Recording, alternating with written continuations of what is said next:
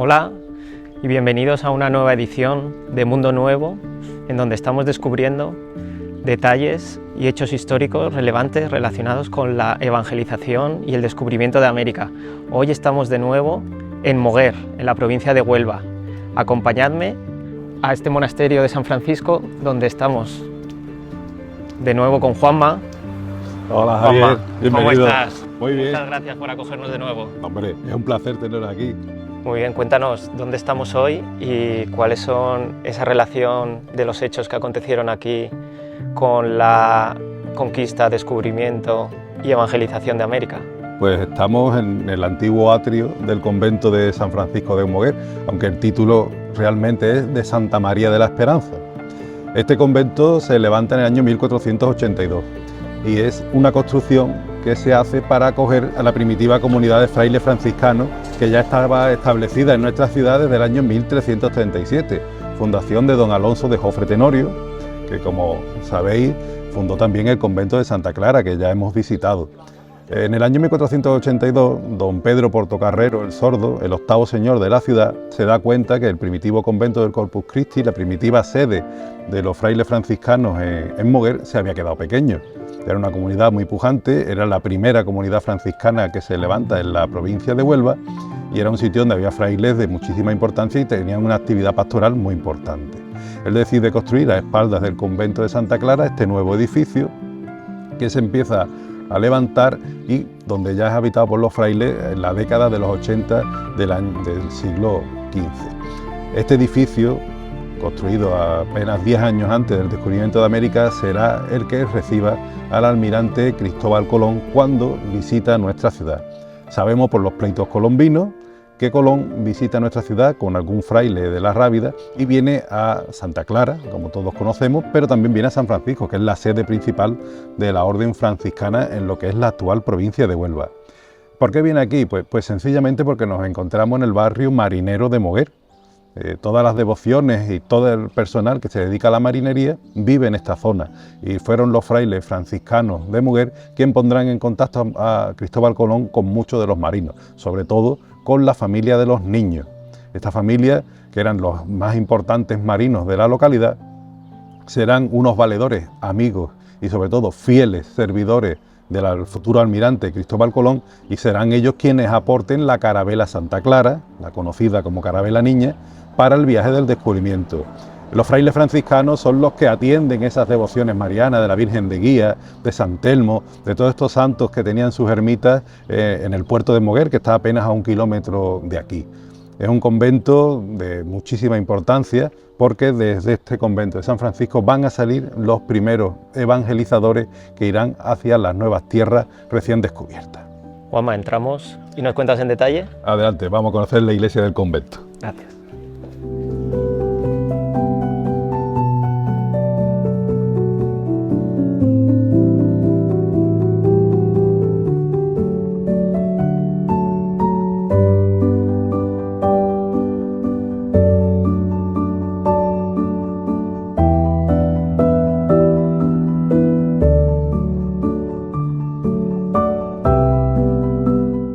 Javier, estamos en la iglesia del convento, es una típica construcción de convento franciscano de esta parte de España, de esta Andalucía, donde vemos que es una iglesia de una sola nave, la iglesia de cajón.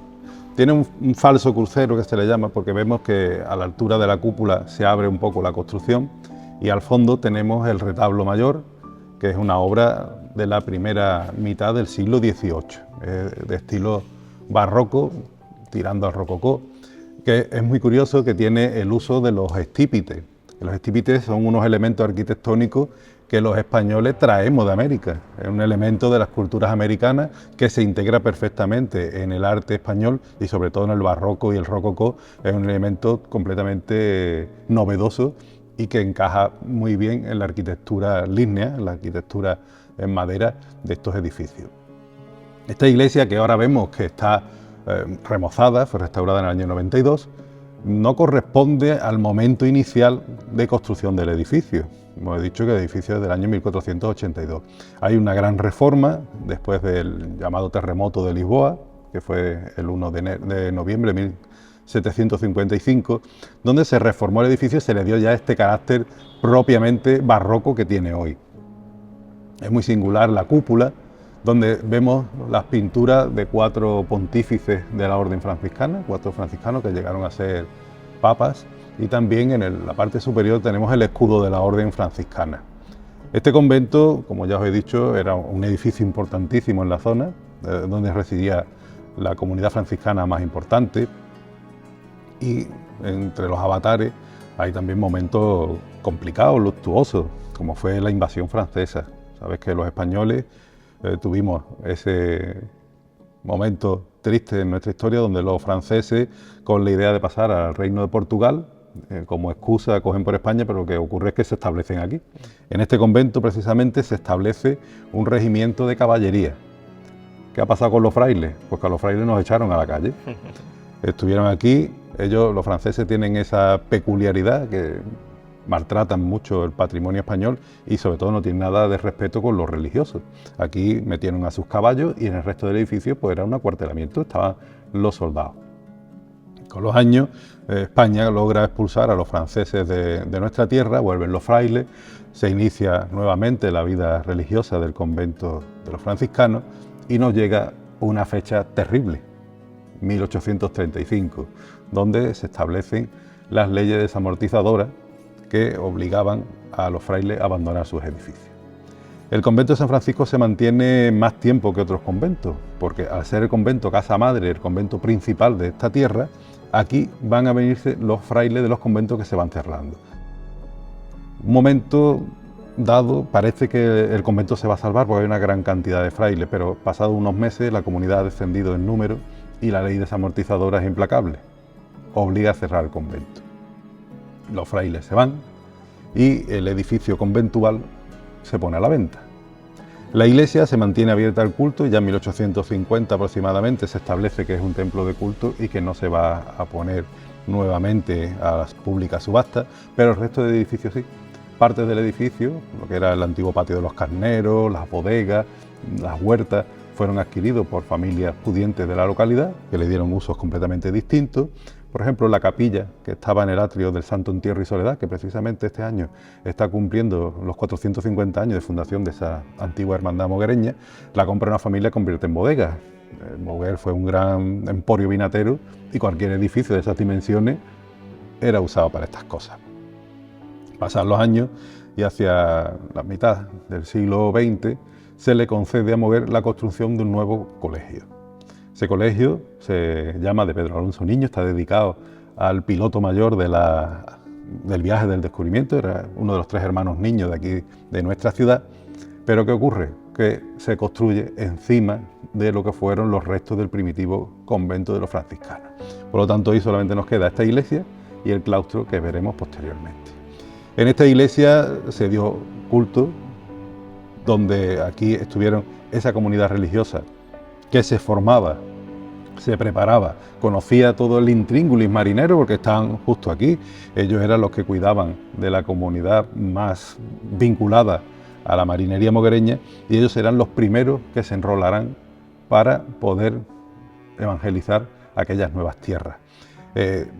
Digamos que la evangelización va y vuelve, porque, y está cercana ya la fecha, decirte que desde los primeros momentos aquí hay una representación de la Virgen de Guadalupe de México. Ese lienzo en la Guerra Civil, hay que decir también que en la Guerra Civil el edificio es completamente destruido, se salvan los retablos pero se pierde muchísimo de este edificio. Ese cuadro milagrosamente se salvó, no fue destruido. Pues esa imagen de la Virgen de Guadalupe de México podemos decir que es una de las primeras imágenes, ¿no? Sí, que salen de América y que llegan a España. Exacto, sí, porque además este convento era un convento que fomentaba mucho las devociones. Aquí se estableció la devoción al Rosario, se establecieron muchísimas otras y la Virgen de Guadalupe aquí cayó en tierra fecunda y directamente se establece y tiene su vinculación con la comunidad religiosa y por ende con toda la sociedad moguereña, porque aquí se celebraban, este era un convento de frailes mendicantes, unos frailes, podríamos poner entre comillas, callejeros, los mendicantes van pidiendo, eran los frailes al que todo el mundo le encargaba sus devociones, ya fueran las misas de difunto como sus devociones a santos, vírgenes, etc. Entonces aquí es donde se recoge todo eso, donde se establecen las mandas testamentarias. Había una comunidad de frailes importante en número, pero sobre todo muy importante también, porque aquí se atendían todas las devociones de la localidad. Incluso los señores de la ciudad le encargan a los frailes que sus propias devociones sean ellos las que lo atiendan. Claro, cuéntanos qué son esas mandas testamentarias. Pues eso... Antes todo el mundo hacía testamento, aunque fuera casi pobre, y siempre las mandas testamentarias son los encargos que tú haces para que se cumplan después de tu muerte. Era muy normal, pues a las imágenes de tu devoción, encargarle pues que se digan unas misas, o por ejemplo, se le decía a los frailes, mire padre, yo les voy a dejar mi testamento, esta finquita que tengo, para que usted me diga una misa todos los años por mi alma. Es decir, la gente preveía que se rezara por ellos para que abandonaran el purgatorio y fueran al cielo. Y eso se estuvo haciendo aquí hasta la desamortización. Todos esos encargos que la familia hacía, dejaban un bien o unos donativos para que eso se hiciera, y eso son lo que se llaman las mandas testamentarias.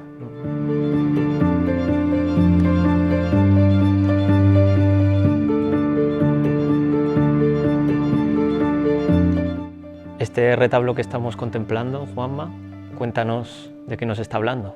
Pues mira, es una manifestación de la orden franciscana. Desde arriba hacia abajo tenemos tanto elementos como santos de la orden. Preside la cruz.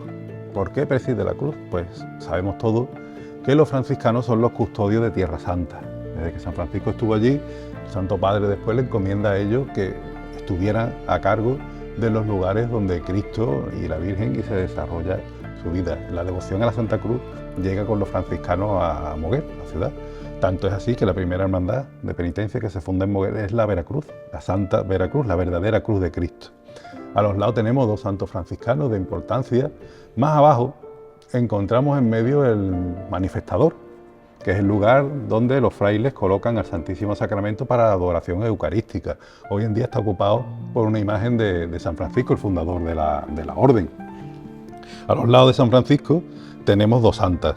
En el lado del Evangelio, que es este lado, tenemos a Santa Clara de Asís, que es la fundadora de la orden femenina, de las clarisas.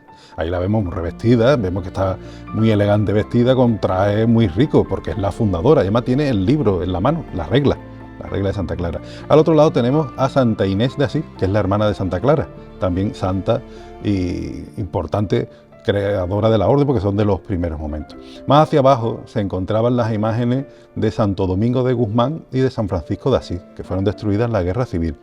Es curioso que siempre en los conventos de las órdenes mendicantes, que son los principales, los dominicos y los franciscanos, están los dos padres fundadores.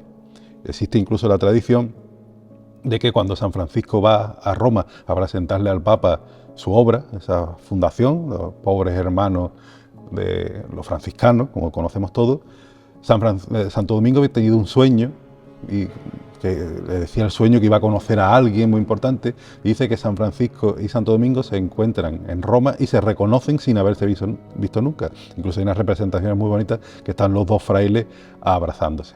Por eso en los dos conventos siempre va a existir la representación del fundador de los dominicos y del fundador de los franciscanos.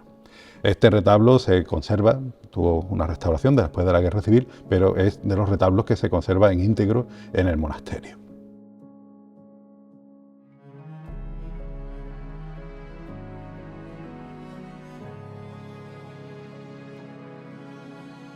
También aquí en este espacio pues tenemos tumbas de familias importantes de la ciudad de Moguer, y yo te quiero destacar una. Te quiero destacar esta tumba que tenemos aquí, la de los Prietos Tobares. Estos eran unos comerciantes moguereños que se dedicaban a comerciar con América. Se les llamaba peruleros porque se decía que comerciaban con Perú. Este hombre fue un gran devoto del Santo Rosario y fueron los que trajeron la devoción del Rosario y la fundación de la Hermandad del Rosario a Moguer en 1574, que estamos celebrando ahora mismo también la llegada de esa devoción a Moguer, pues con 450 años. Aquí hay muchísimas familias enterradas que pertenecen a ese grupo social que está vinculado con América, ya sea militar, marino o comerciante. Pues Juanma, tras esta explicación nos despedimos hasta una siguiente edición de Mundo Nuevo en el que continuaremos aquí en Moguer descubriendo los misterios y la historia relacionado con la evangelización y el descubrimiento de América. Muchas gracias. Bueno, gracias a vosotros y encantado de teneros nuevamente aquí, descubriendo las joyas y la historia de mi ciudad.